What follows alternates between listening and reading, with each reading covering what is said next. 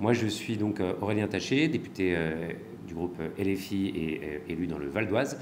et un des deux co-rapporteurs de la mission sur l'avenir de la francophonie que nous avons eu l'occasion de présenter ce matin, juste avant, là, en commission des affaires étrangères, et qui a donné lieu à vraiment une belle mission, puisque nous avions commencé avant la dissolution, nous avons repris ensuite, mais du coup nous avons fait 4 déplacements internationaux, plus de 250 entretiens et une quarantaine de propositions sur finalement l'avenir de la francophonie. Alors quand on parle de francophonie, on parle de quoi? On parle de la langue française, bien sûr, et on parle des institutions qui finalement ont été créées pour construire une coopération spécifique dans le cadre de cette langue, l'Organisation internationale de la francophonie, l'Agence universitaire de la francophonie et bien d'autres. Alors le premier constat qui s'est imposé à nous, c'est que le français était de plus en plus une langue d'Afrique. 80% des locuteurs aujourd'hui francophones sont sur le continent africain, et que l'un des grands défis pour qu'on passe de 350 millions de locuteurs francophones, comme c'est le cas aujourd'hui, à 700 millions, comme on pourrait éventuellement l'estimer d'ici une trentaine d'années, ça va être de soutenir les systèmes éducatifs sur le continent africain, parce qu'on a parfois finalement des augmentations d'élèves, mais pas toujours les augmentations de professeurs, de classes, évidemment, dans un certain nombre de pays du continent, et ça doit être quelque chose qu'on prend en compte. Ce qu'on doit faire aussi, c'est, quand on se dit que le français est de plus en plus une langue d'Afrique, c'est reconnaître finalement qu'elle est aujourd'hui une langue qui n'appartient pas au seul français, mais à tous ceux qui parlent cette langue sur les 5 continents, et qu'il faut donc acter cette copropriété de la langue. L'Académie française ne peut plus être la seule finalement à décider de l'avenir de la langue. Il faut créer une académie francophone de la langue commune, comme nous le proposons dans le rapport. Voilà déjà sur les aspects linguistiques de choses que je voulais vous dire. On pourrait ajouter aussi que d'autres menaces pèsent sur l'avenir de la langue française, notamment par exemple le fait qu'au Québec et dans un certain nombre de pays où l'anglais est très prégnant, si vous n'avez pas une exception culturelle qui s'applique aux nouveaux outils du numérique, les plateformes Netflix, Amazon et autres, vous n'avez pas de contenus francophones qui sont délivrés, et donc la langue recule. Sur tous ces aspects-là, il faut donc pouvoir finalement avoir des propositions offensives, avec par exemple une aide publique au développement qui est centrée sur le monde francophone. On a un très bon exemple de ce qu'on peut faire dans ce domaine-là au Maroc, où la France a prêté 130 millions d'euros au Maroc pour former des professeurs de français, plusieurs dizaines de milliers, et ça se passe très bien. Et puis tout un tas d'autres propositions que vous retrouverez finalement dans le rapport. Une fois qu'on a dit ça, il y a d'autres questions qui se posent pour la vitalité du projet francophone, et notamment la question de la mobilité. Beaucoup des gens qu'on a rencontrés nous ont dit à quoi ça sert d'apprendre à parler français si de toute façon on ne peut pas venir en France. La question des visas notamment est souvent quelque chose qui est ressorti. La question des étudiants, le plan Bienvenue en France, qui a consisté à passer à 3 000 € les frais d'inscription, a surtout frappé les étudiants francophones et a été quelque chose qui visait finalement à faire venir davantage d'étudiants anglophones, et qui va contre l'idée de la francophonie que nous défendons dans ce rapport. Donc nous devons absolument mettre en place, comme nous le disons dans le rapport, un programme Erasmus de la francophonie, qu'on appellerait programme Sangor de la francophonie, et qui permettrait, sur le modèle du programme Erasmus en Europe, d'avoir de nombreux échanges finalement entre les pays francophones sur cette question de la mobilité étudiante. Nous devons aussi revoir le plan Bienvenue en France, et nous devons supprimer l'obligation de visa pour les courts séjours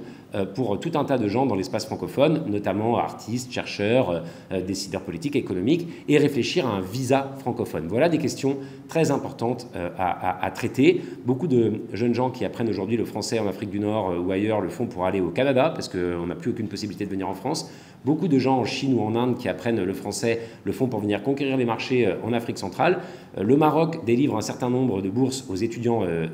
d'Afrique subsaharienne, un étudiant sur 3 par exemple à l'école centrale de Casablanca,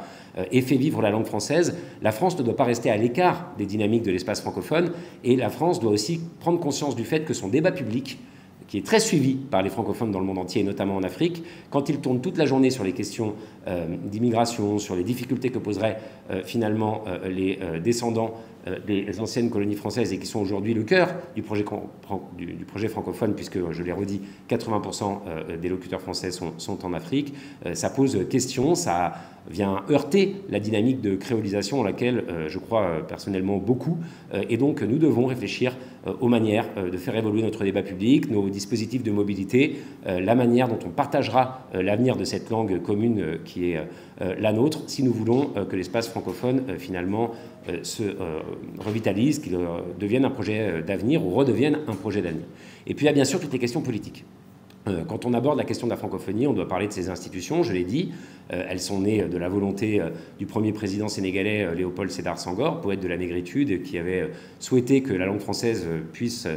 être un support privilégié de la coopération des peuples qui l'ont en partage. Beaucoup de dirigeants du Sud avaient, dans les années 70, suivi cette idée-là, mais ce qui était une dimension et une ambition politique forte s'est peu à peu étiolé. Je prendrai par exemple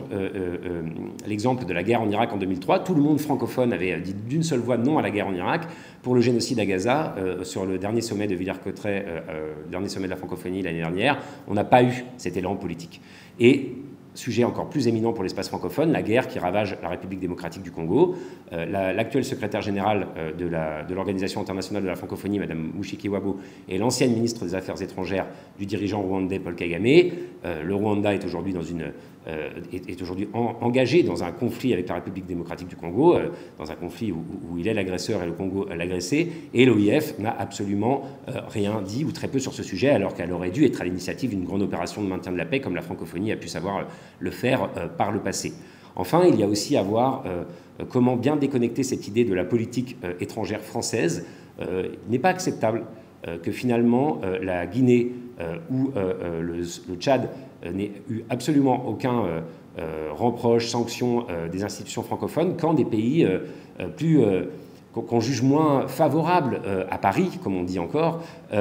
comme le Mali ou le Burkina Faso ou le Niger, eux étaient immédiatement sanctionnés. Ça traduit une confusion entre ce que doit être finalement l'esprit et la logique francophone, une logique qui n'est pas simplement le faux nez de l'influence française, et effectivement une logique où finalement on voit encore qu'il n'y a pas un principe d'égalité complet dans les institutions francophones entre la France et un certain nombre d'autres pays. Donc voilà, peut-être à très grands traits, le rapport est vraiment riche, on fait une quarantaine de propositions, je l'ai dit, on aborde des sujets très divers, comme ceux qui peuvent être aussi ceux des grandes coopérations francophones d'avenir dans les années et les décennies à venir. Nous proposons que la coopération scientifique soit au cœur de la francophonie. Nous proposons un classement alternatif au classement de Shanghai sur les universités, un classement francophone des universités, parce que nous savons très bien que finalement l'anglais, qui est la langue finalement un peu du capitalisme, charrie avec elle des valeurs mercantiles qui sont éloignées des valeurs francophones. Le classement des universités de Shanghai le démontre. C'est un classement qui est basé sur des critères de rentabilité ou autres pour les universités. C'est assez loin du modèle universitaire francophone. Mais malheureusement, cette agence universitaire de la francophonie, et nous l'avons déploré avec ma co-rapporteure et le président Bruno Fuchs ce matin, est menacée. Nous venons d'apprendre qu'elle a été amputée de 75% de son budget, quand 100 millions d'euros sont débloqués pour accueillir les universitaires américains. Là, on a quelque chose qui est complètement contradictoire avec le projet francophone, et nous rappelons dans le rapport qu'il faut rééquilibrer cela, car nous croyons vraiment que dans le domaine de la mer, dans le domaine de l'espace, dans le domaine de l'intelligence artificielle, les trois nouvelles frontières de l'humanité, finalement, la francophonie peut jouer un rôle majeur. Les pays du bloc francophone, Liban, Sénégal, Québec, Maroc, j'en oublie, il y en a au moins 29 qui ont la langue officielle et bien plus qui sont membres de l'OIF, peuvent créer des coopérations spécifiques pour relever les défis de notre temps et pour finalement avoir